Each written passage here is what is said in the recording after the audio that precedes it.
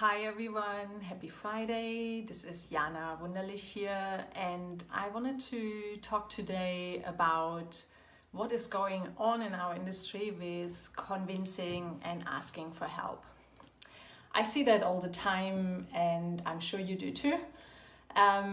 Everyone is leading with asking for help, and there's a whole lot of convincing going on with within the non-profit and charity sector of why people should help us or that people will help us.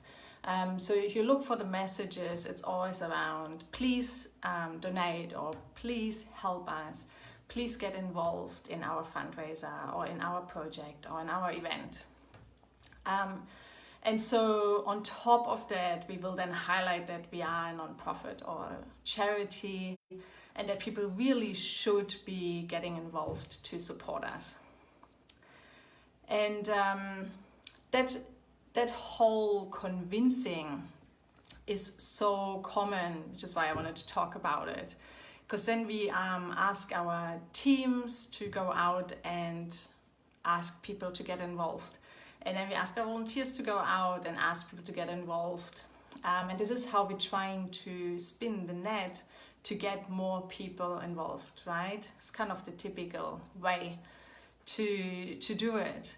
The problem with that is the 3 steps down the track, the message gets really diluted. Because then it's really just about asking for help, and most of the time we're not even sure anymore what's the bigger picture, right?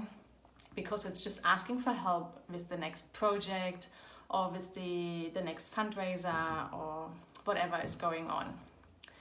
And it's really pushy because we're actually pushing into the market, and it can be really exhausting because we have to keep pushing and pushing our message to ask for help. And the problem with that is that pushing actually has a limit, right? There's only so much more we can push into the market. And secondly, everyone is doing the same thing. Every nonprofit, every charity is doing exactly the same strategy. Asking for help, and we are having the same message. Please help us, please donate, please get involved. You see it everywhere, right? How many times have you been stopped on the street to ask you to donate? How many emails do you get to support all these different organizations? And sure, every organization is really important and is doing really important things, but how many times do you hear about those things? So for your organization, try to lead with that. What is unique? How do you actually really help people? How is that different to every other organization? What is the transformation that you achieve? How are your clients better off after they have worked with your organization or after you have helped them? What is the bigger vision? What are you actually out there to achieve? What's the bigger picture down the track? If that happens, your organization becomes irrelevant. That is the bigger picture. For example, we're standing for ending poverty. So once that is achieved, that's like the biggest picture you can have, right? So communicate that. Communicate what you stand for, what your uniqueness is. And that will actually differentiate you from the rest of the market.